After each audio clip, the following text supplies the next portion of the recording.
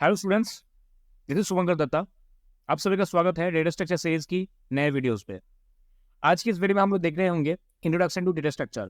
Data structure क्या होते हैं, क्यों हम लोग पढ़ रहे हैं और डेटा स्ट्रक्चर के पीछे क्या कहानी है। ठीक है, ये सब कुछ हम लोग इस वीडियो में कवर कर रहे होंगे। देखो, जब भी तुम कंप्यूटर साइंस फील्ड में एंटर करते हो तो तुम्हें एक लूप में घुमाया जाता है। पहले तुमको बताया जाता है कि तुम कोडिंग सीखो, फिर तुमको बताया जाता है कि तुम डेटा स्ट्रक्चर सीखो, फिर बताया जाता है कि एल्गोरिथम सीखो, फिर बताया जाता है कि इसका फ्लो चार्ट सीखो, है ना। फिर बताया जाता है इसका स्यूडो कोड सीखो। ठीक है, अब इतने सारे डिफिकल्ट टर्मिनोलॉजीज है, इतने सारे डिफरेंट टर्मिनोलॉजीज है जो तुमको शुरुआत के दिन में समझ में नहीं आएगा।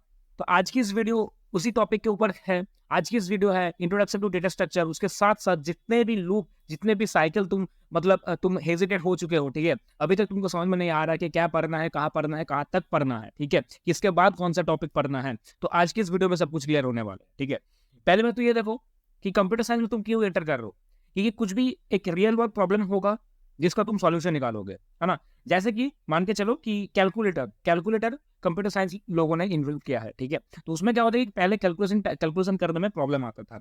जैसे 2+3 तो तुम इजीली कर लोगे, 2+3 इजीली कर लोगे, 10+14 इजीली कर लोगे, है ना। बट अगर 12 × 14 करना हो तो थोड़ा बहुत तुम कॉपी पेन लेके बैठोगे। ठीक है, 1200 × 14 करने वाले हो तो तुम्हें थोड़ा बहुत और कॉपी पेन लेके बैठना होगा। ठीक है, उसके साथ साथ तुम्हारा ब्रेन का भी टाइम कंजम्पशन हो रहा है ना। तो क्या है कि ये प्रॉब्लम स्टेटमेंट था, तो हम लोगों ने क्या किया, कंप्यूटर साइंस लोगों ने क्या किया, इसका एक सॉल्यूशन निकाला है, इसका एक प्रोग्राम कोड लिख के रखा है। ठीक है, जो तुम एज अ कैलकुलेटर यूज कर रहे हो। ठीक है, तो computer science deals with solving a problem. पहले बात तो ये समझ लो। ठीक है, अब देखो in the form of algorithm. अब एल्गोरिदम क्या होते हैं बाद में आते हैं। ठीक है, अभी ये टर्म को हटाओ, एल्गोरिदम। ठीक है, which can be converted into a program, ठीक है, in most efficient time and memory. यही बात हुआ ना कि जो पहले इस कैलकुलेटर वाला प्रॉब्लम को सॉल्व कर सकता है, that is the most efficient code, है ना। देखो, कैलकुलेटर वाले कोड लिखने में बहुत सारे बंदे बैठे हुए हैं। ठीक है, सेम एक प्रॉब्लम को सॉल्यूशन देने के लिए बहुत सारे कॉलेज में स्टूडेंट बैठे हुए हैं। ठीक है, अगर तुम इंटरव्यू में जा रहे हो, ठीक है, बट जिसका आंसर सुटेबल है, जिसका आंसर लाइक सुनने में अच्छा लग रहा है, थोड़ा बहुत टेक्निकल टर्म में जुड़ी हुई है, तो उसको ज्यादा प्रेफरेंस मिलेगा। सिंपल सी चीज है। ठीक है, अब देखो, पहली बात तो ये है, तो जो भी प्रॉब्लम्स होगा उसको तुम सॉल्यूशन लिख रहे हो, तो जो तुम कोडिंग कर रहे हो, जो तुम प्रोग्रामिंग, जो तुम लाइक एक सिंपल कोड लिख रहे हो, that is programming, that is coding. समझ में आ रहा है? ठीक है, अब इस कोडिंग में जो तुम सॉल्यूशन में जो तुम स्टेप्स अप्लाई कर रहे हो, जो तुम स्टेप्स अप्लाई कर रहे हो, लेट्स सपोज अगर तुमको चाय बनाना होता है ना, लेट्स सपोज अगर तुमको चाय बनाना होता, तो इसके लिए क्या क्या स्टेप्स हैं। पहले तुमको वाटर हीट, मतलब पानी हीट करना पड़ता है ना, बॉयल करना पड़ेगा। फिर तुम उधर चाय पत्ती दो, उधर चीनी दो, उधर मिल्क दो। ठीक है, बहुत सारे स्टेप्स होते हैं। ठीक है, अब देखो किसी ने क्या किया कि मिल्क को पहले दिया है, फिर चाय पत्ती दिया है, फिर चीनी दिया है ना, तो उसका टेस्ट थोड़ा और डिफरेंट होगा। तो उस हिसाब से बहुत सारे जो तुम प्रोसीड्योर तुम अप्लाई कर रहे हो, दैट इज कॉल्ड एल्गोरिदम। तो जो तुम स्टेप्स को, जो तुम प्रॉब्लम सॉल्व करने से पहले जो तुम डिफाइन कर लो कि ऐसे ऐसे ऐसे ऐसे होने वाला है मेरा प्रोग्राम, ऐसे ऐसे सॉल्यूशन आने वाला है, दैट इज एल्गोरिदम। ठीक है, अब उस एल्गोरिदम को अगर तुम ऐसा ग्राफिकल रिप्रेजेंटेशन में, ठीक है, अभी आएंगे, टेंशन मत लो। ठीक है, अगर बस जस्ट समझो। ठीक है, ऐसा अगर ग्राफिकल रिप्रेजेंटेशन में तुम डाल रहे हो उस एल्गोरिदम को, जो तुमने स्टेप्स लिखे हो ना, चाय बनाने के लिए इतने इतने स्टेप्स होते हैं, उसको अगर तुम ऐसे ग्राफिकल फॉर्म में तुम इसको प्रेजेंट कर रहे हो, इसको ही बोला जाता है बेटा फ्लो चार्ट। इसको ही फ्लो चार्ट बोला जाता है। समझ में आ रहा है? अब देखो, इधर जो हाईफाई कोडिंग वाला सेक्शन है, ठीक है, उस सेक्शन को भूल जाओ। ठीक है, वो एकदम एडवांस लेवल है। बट इसी जो तुम कोड लिखने वाले हो, उसको अगर तोड़ मोड़ के, उसको अगर ब्रेक डाउन में, ठीक है, मतलब तुम्हारे अंडरस्टैंडिंग पर्पस के लिए जो तुम ब्रेक कोड लिख रहे होते हो, that is known as pseudo code. समझ में आ रहा है? ठीक है, that is known as pseudo code. मतलब उस कोड को देख के कोई समझ में आ जाएगा, किसी को, मतलब हर एक पर्सन को समझ में आ जाएगा कि हाँ, ये कोड होने वाला है। समझ में आ रहा है मैं क्या बता रहा हूँ? ठीक है, चलो, तो ये कॉन्सेप्ट समझ में आया ना थोड़ा बहुत, कि कोडिंग क्या होता है, एल्गोरिथम क्या होते हैं, फ्लो चार्ट क्या होता है, सीडो कोड क्या होता है। अब आते हैं डेटा स्ट्रक्चर के ऊपर। देखो, that is the discussion of our today's video, है ना। डेटा स्ट्रक्चर क्या होते हैं, डेटा स्ट्रक्चर क्या होता है। देखो, पहली बात तो ये जो चाय पत्ती की बात हो रही है, ये जो चीनी की बात हो रही है, जो पानी की बात हो रही है ना, ये किसी एक जगह पे स्टोर था, है ना, किसी एक जगह पे स्टोर था ना, तो तुम उस जगह से तुम उसको एक्सेस कर रहे हो। ठीक है, तो सिंपल बात है, इधर इधर कंप्यूटर साइंस में तो तुम चाय नहीं बनाओगे, कंप्यूटर साइंस में तुम डेटा के ऊपर खिलवाड़ कर रहे होगे, ठीक है। जैसे कैलकुलेटर तुम बना रहे हो, ठीक है, जैसे मान के चलो कि एज कन्वर्टर तुम बना रहे हो, ठीक है, एज प्रेडिक्टर तुम बना रहे हो, ठीक है, ऐसा कुछ बना रहे हो सिस्टम, ठीक है। तो जिसमें तुम जनरली डेटा के ऊपर काम कर रहे होंगे, ठीक है, तो उधर डेटा को किस जगह पे स्टोर करना है, that falls under the data structure scenario, ठीक है। मतलब इसको डील कर रहे होते हैं डेटा स्ट्रक्चर। डेटा को कैसे स्ट्रक्चराइज करना है।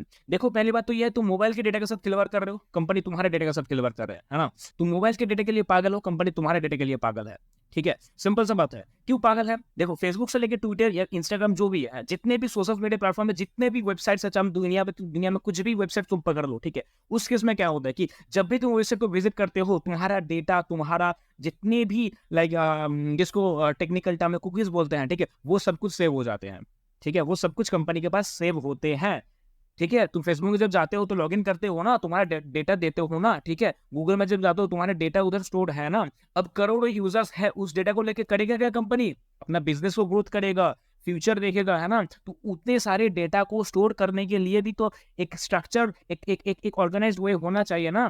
दैट इज द तो ये सारे स्ट्रक्चर देने के लिए तुमको डेटा स्ट्रक्चर पढ़ने होते हैं। सिंपल से समझ में आ गया ना कि एफिशिएंट प्रोग्राम लिखने के लिए मुझे डेटा स्ट्रक्चर का भी चाहिए एंड एल्गोरिदम का ही हेल्प चाहिए। एल्गोरिदम बताता है कि प्रोसीड्योर बताते हैं, मतलब किसके बाद क्या करना है, कैसे करना है, ठीक है, दैट इज एल्गोरिदम। अब डेटा स्ट्रक्चर देखो, जो तुम करोगे वो किसी जगह पे स्टोर्ड है, तो तुमको डेटा कहां से कैसे लेना है, that falls under the data structure procedure, data structure part, ठीक है। अब डेटा स्ट्रक्चर प्लस एल्गोरिदम तुम लगाते हो तो इधर तुम्हारा बनेगा प्रोग्राम, ठीक है। एक एफिशिएंट प्रोग्राम बन रहे होंगे, समझ में आ रहा है। चलो अब देखो, अब देखो, अब देखो एक रियल वर्ल्ड एग्जांपल देते हैं। जैसे तुम अभी कंप्यूटर में, तुम्हारे डेस्कटॉप में दिस पीसी एक फोल्डर है ना। तो दिस पीसी में जब डबल क्लिक करोगे तो तुम्हारा कुछ और फोल्डर्स ओपन होंगे। उस फोल्डर पे जब फिर सपोज तुम्हारा फोटोज बोल के एक फोल्डर है, फोटोज फोल्डर पे क्लिक करोगे तो बहुत सारे फाइल्स होंगे। तो ये कैसे हो रहा है, तुम्हारा एक्चुअल में डेटा ही है ना, तो वो स्ट्रक्चर्ड है ना। एक फोल्डर के ऊपर, एक फोल्डर के अंदर एक फोल्डर के अंदर फाइल्स होते हैं, है ना, ठीक है। समझ में आ रहा है। तो एक स्ट्रक्चर्ड वे में है, उसको हम लोग बोलते हैं ट्री डेटा स्ट्रक्चर, बाद में समझेंगे, ठीक है। ट्री क्या होता है, ग्राफ क्या होता है, बाद में समझेंगे। बट तुम समझो कि डेटा को कैसे स्ट्रक्चराइज किया जाता है। जैसे मान के चलो एक डिक्शनरी तुम पढ़ते हो, तो ए टू जेड क्या होता है, सॉर्टेड होता है ना। ए के बाद बी लेटर आता है, बी के बाद सी लेटर आता है, सी के बाद डी लेटर आते हैं। तो अगर तुमको सभी लेटर्स एक साथ मिक्सअप किया करके दिया जाता है, तो तुम उसमें से तुम अपना नाम को फाइंड आउट कर सकते हो, ठीक है। उसमें से कुछ कुछ एस नाम के फाइंड आउट कर सकते हो, क्योंकि वो किसी भी पन्ने में, किसी भी जगह, किसी भी लोकेशन में हो सकते हैं। तुमको ये पता नहीं है कि किस ऑर्डर में डेटा स्टोर्ड है। समझ में आ रहे, अभी समझ में आ रहे डेटा स्ट्रक्चर के क्या क्या बेनिफिट्स है, डेटा स्ट्रक्चर का क्या ब्यूटी है, ठीक है। अब ज्यादा टेंशन मत लो, ठीक है। हम लोग एक एक करके देख रहे होंगे, एक एक करके आगे बढ़ेंगे, ठीक है। तो आई होप तुमको ऑब्जेक्टिव समझ में आ गया है डेटा स्ट्रक्चर का। देखो क्या है कि डेटा स्ट्रक्चर का ऑब्जेक्टिव क्या है कि तुम्हें सिखाएगा कि कोड को एफिशिएंटली कैसे लिखने होते हैं, ठीक है। What is the meaning of efficiency, ये सिखाएगा। टाइम, स्पेस, बैटरी, सिस्टम, ठीक है। अभी देखो एक छोटा सा एग्जांपल देते हैं, देखो अगर तुम एक प्रॉब्लम को सॉल्व करने के लिए 10 लाइन्स ऑफ कोड लिख रहे हो, और किसी और दूसरे पर्सन ने उस प्रोग्राम को, सेम प्रोग्राम को सॉल्व करने के लिए 5 लाइन्स ऑफ कोड लिख रहे होते हैं, ठीक है। तो उसका एग्जीक्यूशन टाइम कम लग रहा होगा, है ना। उसका जो तुम मतलब आउटपुट देखोगे वो जल्दी निकलेगा। सिंपल सा लॉजिक है ना। तो उसमें टाइम सेव हो रहा है ना। तो कंपनी को किसको हायर करेगा, जो टाइम सेव कर रहे होंगे, जो अच्छे से कोड लिख रहे होंगे, ठीक है। सेम समझ में आ रहा है। देखो अभी स्पेस का भी सेम फंडा है। तो जो एक प्रोग्राम का भी एक स्पेस होता है, एक मेमोरी लोकेशन होते हैं, तो जिसका प्रोग्राम जितना ज्यादा लाइक मतलब कम स्पेस लेगा, उसका ज्यादा प्रेफरेंस मिलेगा। समझ में आ रहा है। तो डेटा स्ट्रक्चर ये तुमको सिखाता है कि कैसे कोड को एफिशिएंट लिखने होते हैं, कैसे ये जो जितने सारे फैक्टर्स होते हैं लाइक टाइम, स्पेस, इसको कैसे ध्यान में रखना चाहिए, ठीक है। ये सब कुछ डेटा स्ट्रक्चर में तुमको सिखाया जाएगा कैसे होते हैं। तो उसके लिए time complexity, space complexity, different parameters, ठीक है, वो हम लोग समझेंगे एल्गोरिथम पार्ट में। अभी डेटा स्ट्रक्चर सिंपल हम लोग समझ रहे होंगे, ठीक है। समझ में आ गया डेटा स्ट्रक्चर का ऑब्जेक्टिव क्या है।